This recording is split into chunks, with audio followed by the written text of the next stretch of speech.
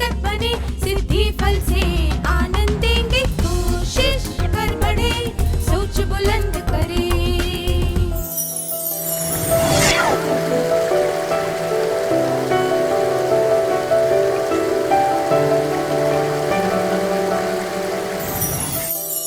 नमस्ते छात्रों, आप सबको देखकर खुशी हुई।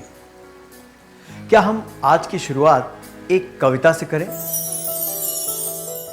ग्रामश्री। फैली खेतों में दूर तलक मखमल की कोमल हरियाली, लिपटी जिससे रवि की किरणें चांदी की सी उजली जाली। तिनकों के हरे हरे तन पर हिलहरित रुधिर है रहा झलक, श्यामल भूतल पर झुका हुआ नभ का चीर निर्मल नील फलक। रोमांचित सी लगती वसुधा आई जो गेहूं में बाली, अरहर सनई की सोने की किंकणियां हैं शोभाशाली। उड़ती भीनी तैलाक्त गंध, फूली सरसों पीली पीली, लो हरित धरा से झांक रही नीलम की कली तीसी नीली। रंग रंग के फूलों में रिलमिल हंस रही सखियां मटर खड़ी, मखमली पेटियों सी लटकी छीमियां छिपाए बीज लड़ी। फिरती है रंग रंग की तितली, रंग रंग के फूलों पर सुंदर, फूले फिरते हो फूल स्वयं उड़ उड़ वृंतों से वृंतों पर। इस कविता के रचयिता हैं सुमित्रा नंदन पंत। क्या आपको ये कविता अच्छी लगी? क्या आपको कविता के साथ दिखाए गए दृश्य पसंद आए? जब आपने कविता पढ़ी और दृश्य देखे तो आपको कैसा लगा? क्या आप अपनी भावनाओं के बारे में बता सकते हैं?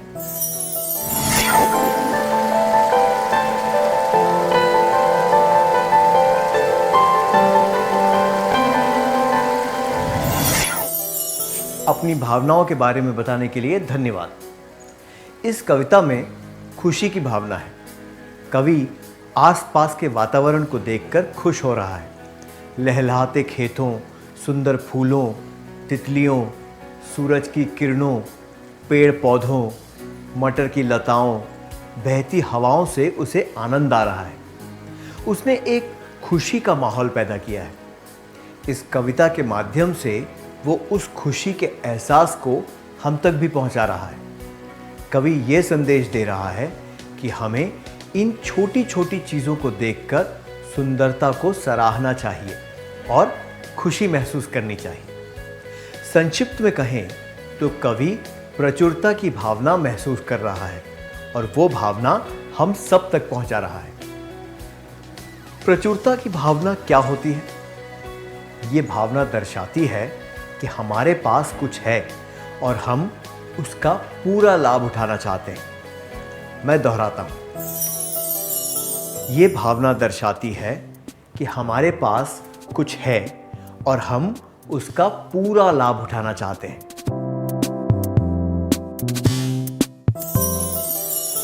जरूरी नहीं है कि हमारे पास जो है वो पैसा या कोई कीमती वस्तु हो। प्रेम, मित्रता, अच्छे विचार, ज्ञान, सेहत, खुशी इत्यादि से भी हम इसे महसूस कर सकते हैं। इस चित्र को देखिए। मैंने ये चित्र अमर और केविन को दिखाया। मैंने उनसे कहा कि इस चित्र का वर्णन करते हुए कुछ शब्द लिखें। अमर ने लिखा, किसी ने ब्रश से कागज पर लकीरें बनाई हैं। केविन ने लिखा, मार्बल के फर्श पर काली चींटियां एक कतार में चल रही हैं। इन दोनों के दृष्टिकोण में क्या फर्क है?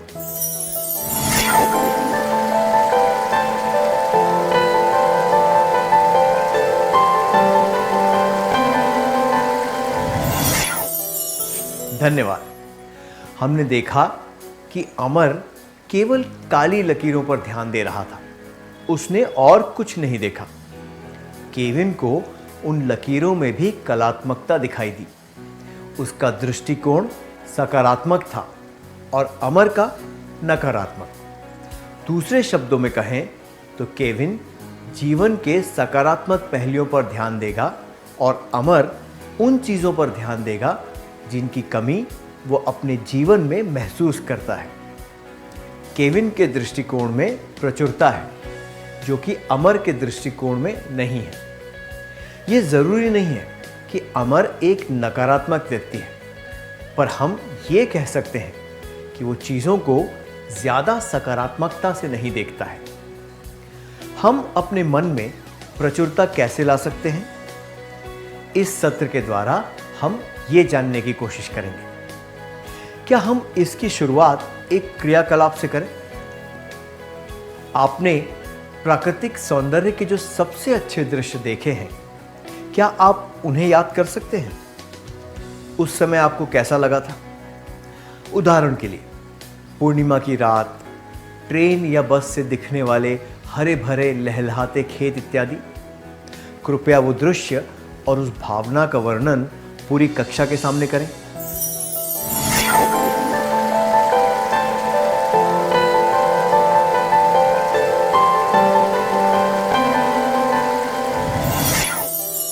धन्यवाद, बहुत अच्छा वर्णन था। प्रचुरता की भावना महसूस करने का सबसे अच्छा तरीका है प्रकृति के सौंदर्य की सराहना करना। सुबह सुबह चिड़ियों की चहचहाहट, बारिश की बूंदों की आवाज़, गीली मिट्टी की खुशबू, किसी फूल की खुशबू और उसके सुंदर रंग, तेज़ हवा में पत्तियों की सरसराहट, ऐसी अनगिनत चीज़ों को सराहा जा सकता है। प्रकृति का सौंदर्य अनंत है। जब भी हम ठहर कर उसको सराहते हैं तो हमें प्रचुरता का एहसास होता है। प्रचुरता की इस भावना को महसूस करने के लिए हमें कोई खर्चा भी नहीं करना पड़ता। आइए अब हम थोड़ा विराम लेकर उन लोगों के बारे में सोचें जो इन चीज़ों को देख और सुन नहीं सकते। हम कितने सौभाग्यशाली हैं ना। हमें किसी चीज़ की कमी है, इस भावना को दूर करने का ये एक तरीका है। तो हम कह सकते हैं कि प्राकृतिक सौंदर्य से हम प्रचुरता महसूस कर सकते हैं। मैं दोहराता हूं, प्राकृतिक सौंदर्य से हम प्रचुरता महसूस कर सकते हैं। मुझे यकीन है कि आप सबके बहुत सारे दोस्त होंगे। जब आप दोस्तों के साथ बाहर जाते हैं तो आपको कैसा लगता है? उनके साथ खेलकर या कोई चर्चा कर कर कैसा लगता है? क्या आप कोई ऐसी बात याद करके बता सकते हैं जब आपने दोस्तों का महत्व समझा था? क्या आप उसके बारे में हम सबको बता सकते हैं?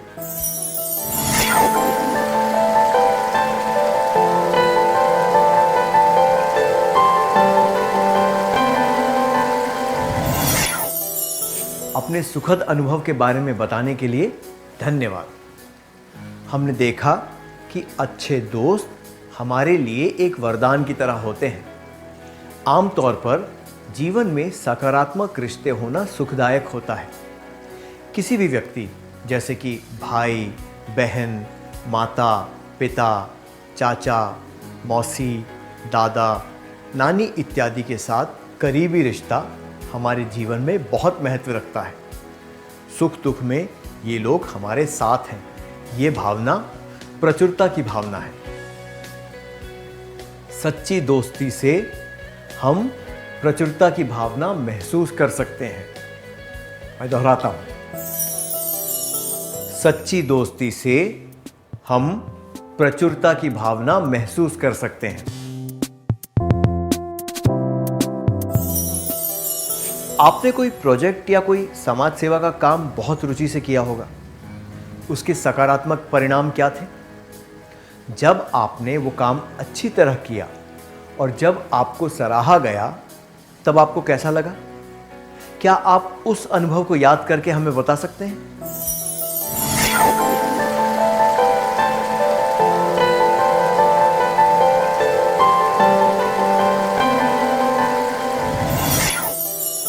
धन्यवाद। मुझे यकीन है कि ऐसा सार्थक कार्य करके आपको संतुष्टि हुई होगी। जिन लोगों को उस काम से लाभ मिला उनके बारे में जानकर खुशी हुई होगी और आपका कार्य सराहा गया होगा। ऐसे पल ही हमारे जीवन को समृद्ध बनाते हैं। हमें प्रचुरता की भावना महसूस होती है जब हम अपने जीवन में कोई सार्थक कार्य करते हैं, जिम्मेदारी के साथ कोई उद्देश्यपूर्ण कार्य करते हैं। मैं दोहराता हूं, हमें प्रचुरता की भावना महसूस होती है जब हम अपने जीवन में कोई सार्थक कार्य करते हैं, जिम्मेदारी के साथ कोई उद्देश्यपूर्ण कार्य करते हैं। क्या किसी बीमारी या चोट की वजह से आपको खेलकूद या स्कूल से छुट्टी लेनी पड़ी है? क्या आप याद कर सकते हैं कि उस समय आपको कितना बुरा लगा था? क्या आप इसके बारे में अपने करीबी मित्र को बता सकते हैं?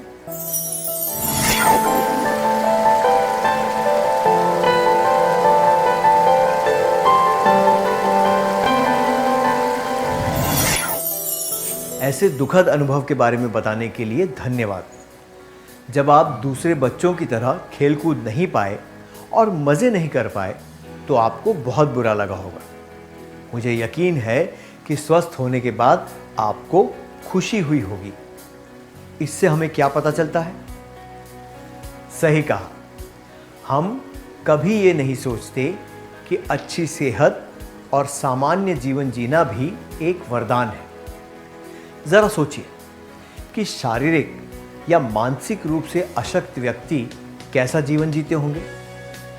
सामान्य और स्वस्थ व्यक्ति कितने भाग्यशाली होते हैं ना। सामान्य जीवन और स्वस्थ शरीर से हमें प्रचुरता महसूस होती है। मैं दोहराता हूं, सामान्य जीवन और स्वस्थ शरीर से हमें प्रचुरता महसूस होती है। आपका मनपसंद भोजन क्या है और आप उसे कब कब खा पाते हैं? क्या आप बता सकते हैं कि उसे खाने में आपको कितना मजा आता है?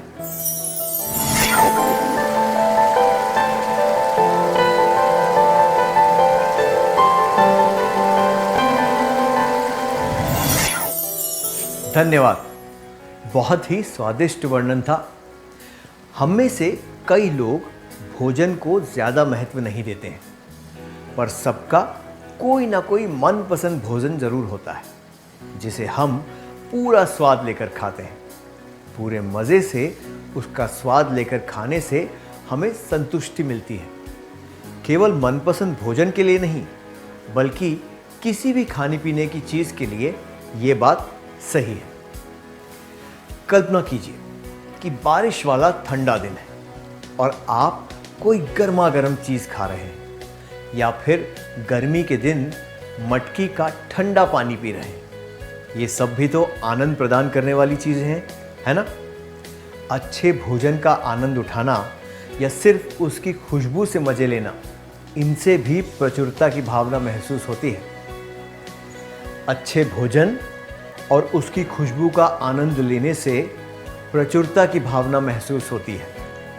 मैं दोहराता हूँ, अच्छे भोजन और उसकी खुशबू का आनंद लेने से प्रचुरता की भावना महसूस होती है। हमने भोजन से संबंधित खुशी के बारे में बात की। भोजन हमारे जीवन का महत्वपूर्ण हिस्सा है। जीवन खुशी और दुख भरे पलों का संग्रह है, पर खुशी वाले पलों का हमारे जीवन पर सकारात्मक प्रभाव पड़ता है।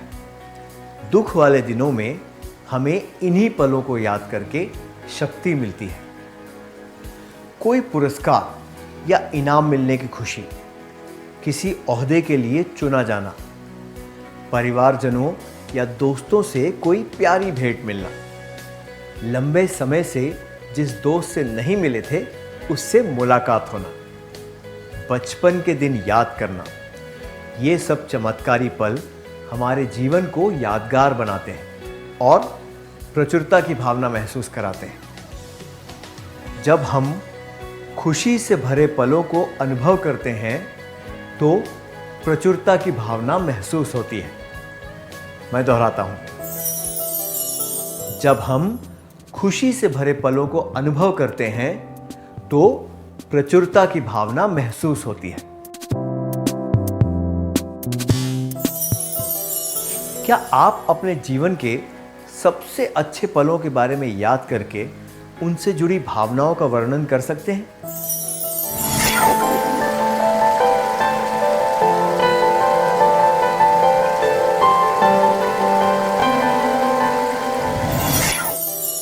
अपनी भावनाएं बताने के लिए धन्यवाद।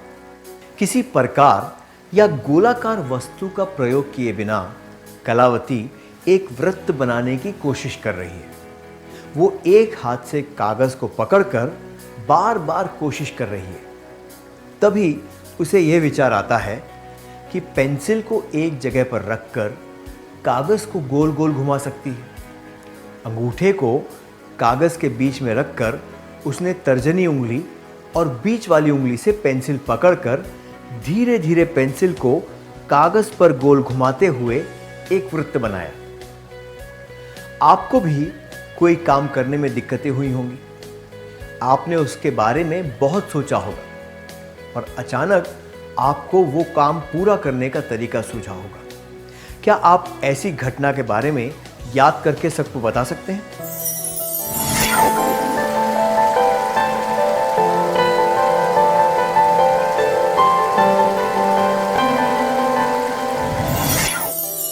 धन्यवाद। मुझे यकीन है कि आपको उस समय बहुत अच्छा लगा होगा। जीवन में कभी न कभी छोटी बड़ी चुनौतियां आती रहती हैं। जब हम अपने दिमाग का प्रयोग करके उन चुनौतियों को पार करने के नए तरीके ढूंढ लेते हैं तो हमें न केवल नए विचार मिलते हैं बल्कि नए अवसर भी मिलते हैं। इन विचारों और अवसरों से हमारे जीवन को नई दिशा मिलती है और हमारा दृष्टिकोण बेहतर हो जाता है। जब हम नए विचारों और अवसरों को खोजते हैं तो हमें प्रचुरता की भावना महसूस होती है। मैं दोहराता हूं, जब हम नए विचारों और अवसरों को खोजते हैं तो हमें प्रचुरता की भावना महसूस होती है। हमने प्रचुरता महसूस करने के कुछ तरीके पहचाने। इसके और भी कई तरीके हैं। चलिए हम ये प्रण लें कि हम इन तरीकों को अपनाते हुए जीवन में प्रचुरता महसूस करेंगे। क्या अब हम सत्र का सार संक्षेप कर लें?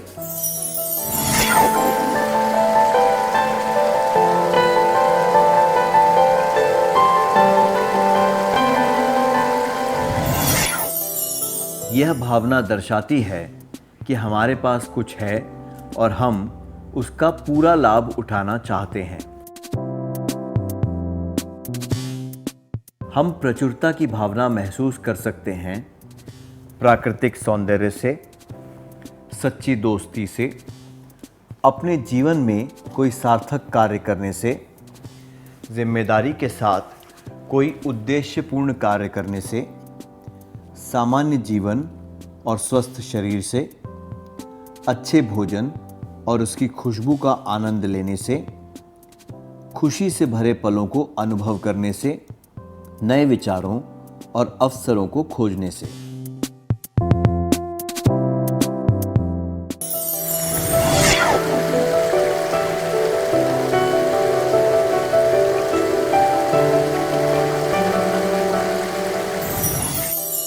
नमस्ते छात्रों, आप सबको देखकर खुशी हुई।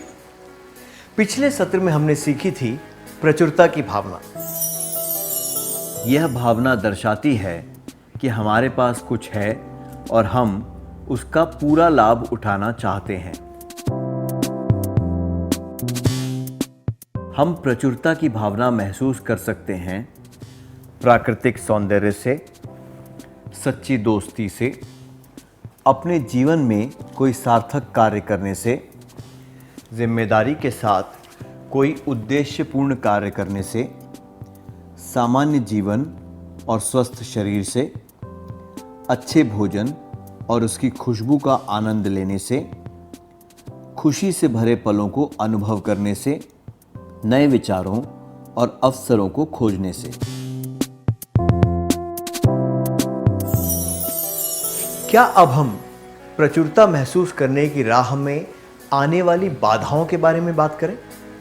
हम ये भी जानेंगे कि उन बाधाओं को दूर कैसे किया जा सकता है। कल्पना कीजिए कि आप शाम को बस से कहीं जा रहे हैं। आपने खिड़की से बाहर देखा कि डूबते हुए सूरज के आसपास रुपहली बादल हैं और आसमान में सूर्य की किरणों की लालिमा दिख रही है। आप इस दृश्य का आनंद उठा रहे हैं। आपके पास बैठा यात्री सड़क पर ट्रैफिक को देखकर परेशान हो रहा है और लालिमा से भरे आसमान पर ध्यान नहीं दे रहा है। क्या आपको लगता है कि वो इस प्रचुरता की भावना से दूर है?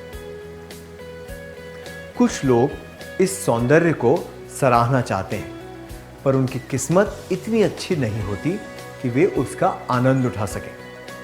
आपको अपने जीवन और अपने बारे में क्या लगता है?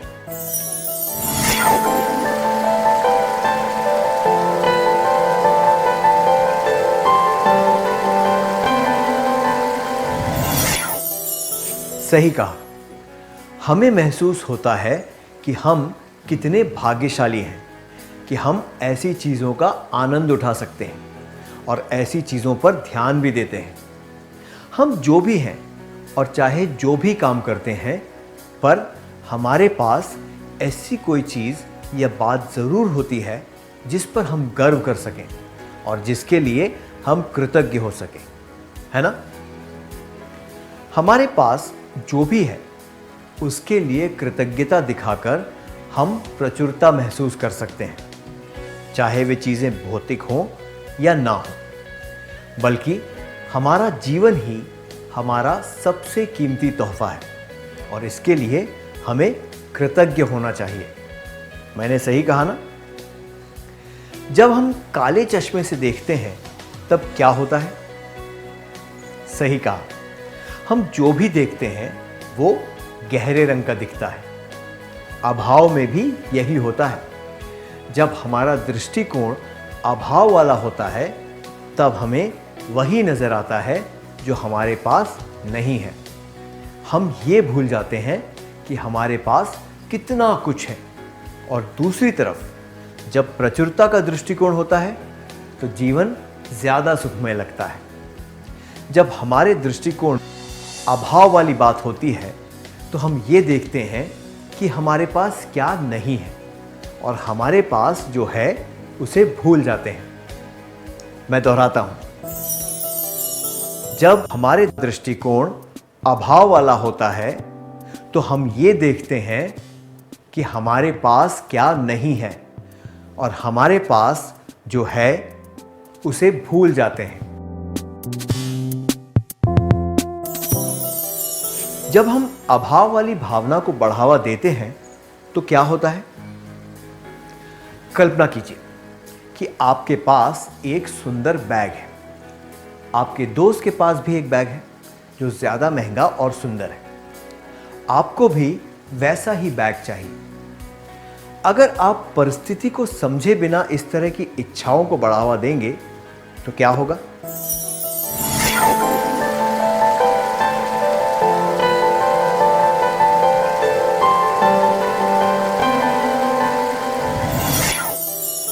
धन्यवाद, आपने बहुत अच्छी तरह बताया। अभाव की भावना इन बातों को जन्म देती है: लालच, ईर्ष्या, बराबरी। अभाव की भावना बहुत ही कुटिल होती है। जिनके मन में अभाव की भावना होती है वे कभी संतुष्ट नहीं होते। उन्हें हमेशा ज़्यादा से ज़्यादा चीज़ें पाने की इच्छा होती है। इस भावना से ज़्यादातर लोगों के मन में लालच बढ़ता है। कुछ लोगों में यह ईर्ष्या के रूप में नज़र आती है। लोग बिना किसी समझ के एक दूसरे से तुलना करने लगते हैं। अभाव का एक और परिणाम है बराबरी। वास्तविकता पर ध्यान दिए बिना लोग एक दूसरे की बराबरी करने लगते हैं। जिस चीज़ में वे निपुण हैं उस पर ध्यान देकर जीवन को सार्थक बनाने की जगह वे दूसरों की तरह बनना चाहते हैं। इस वजह से उनकी खुशियां छिन जाती हैं। अब मैं आपसे एक प्रश्न पूछूंगा। इस प्रश्न के बारे में आपने कभी ना कभी जरूर सोचा होगा। महत्वाकांक्षा की भावना और अभाव की भावना के बीच में क्या अंतर है? उदाहरण के लिए, आपका लक्ष्य है 100 मीटर की रेस जीतना। आपको यह चिंता है कि दौड़ने के लिए आपके पास अच्छे जूते या फिर कोच नहीं है। इन दोनों के बीच में क्या अंतर है?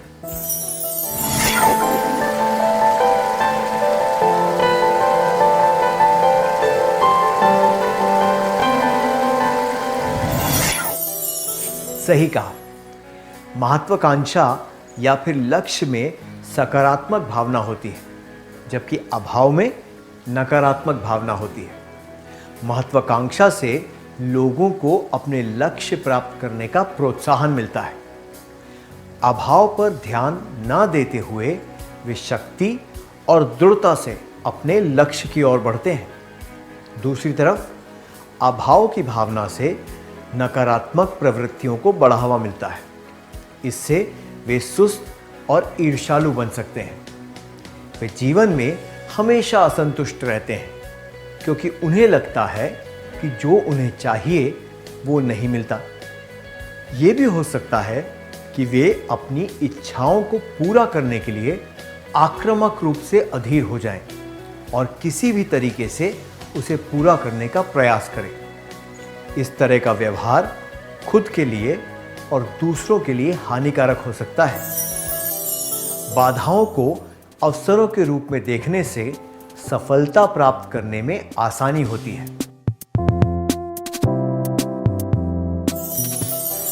इससे हम अगले प्रश्न पर पहुंचते हैं।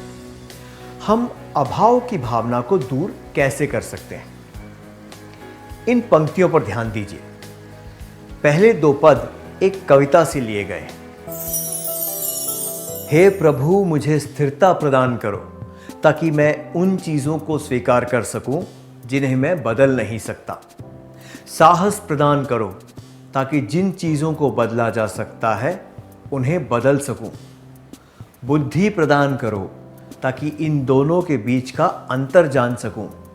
आज मैं जी सकूं, हर पल का आनंद उठा सकूं, मुश्किलों को शांति का पथ समझकर स्वीकार कर सकूं।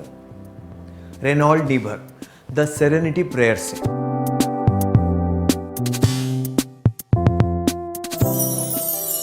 अगर आप अमीरी महसूस करना चाहते हैं तो उन सब चीज़ों की गिनती कीजिए जिन्हें पैसों से नहीं खरीदा जा सकता और जो आपके पास है।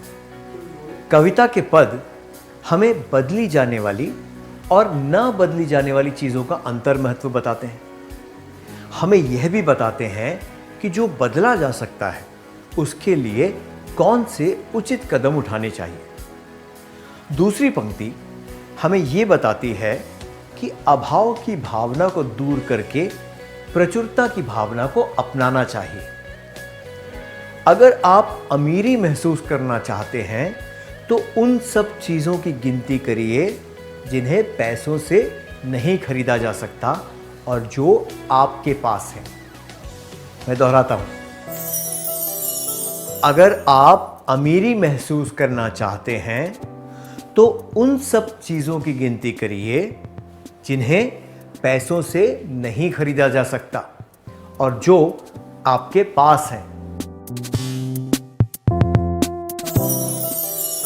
क्या आप ऐसी चीज़ों की सूची बना सकते हैं जो पैसों से नहीं खरीदी जा सकती और आपके पास हैं?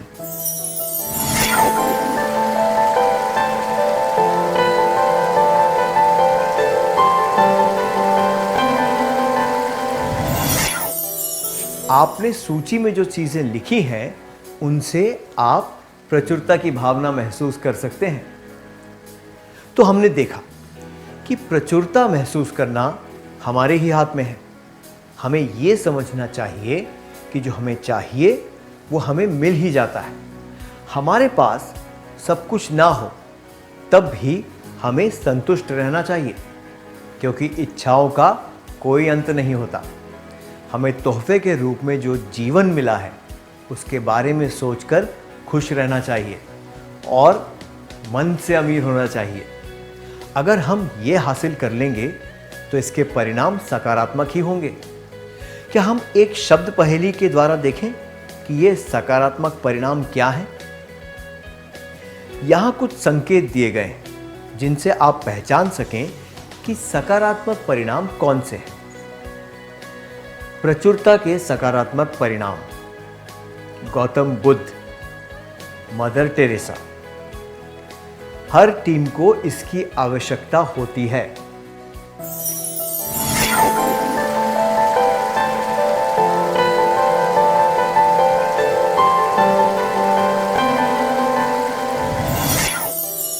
जिन्होंने पहली बार में ही ये शब्द पहचान लिए थे, उन्हें बधाई।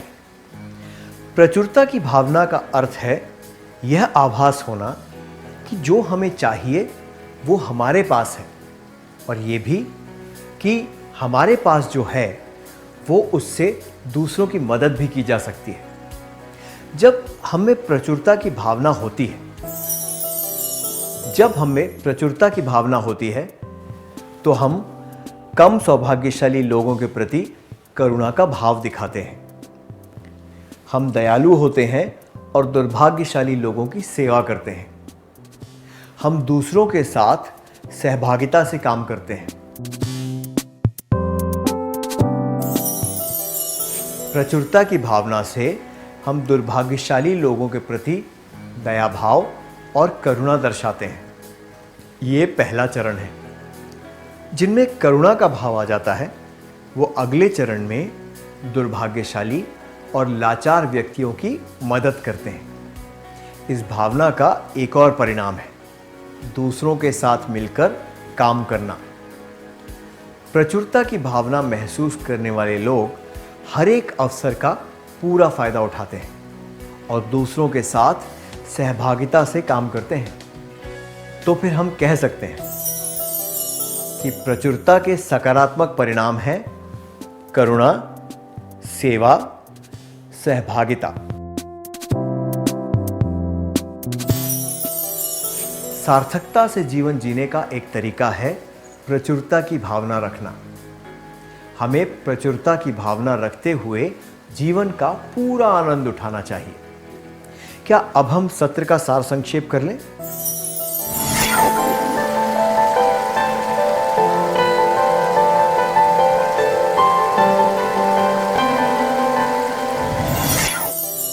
अभाव की भावना इन बातों को जन्म देती है: लालच, ईर्ष्या, बराबरी। कि प्रचुरता के सकारात्मक परिणाम हैं करुणा, सेवा, सहभागिता। इतनी अच्छी तरह सार संक्षेप करने के लिए धन्यवाद।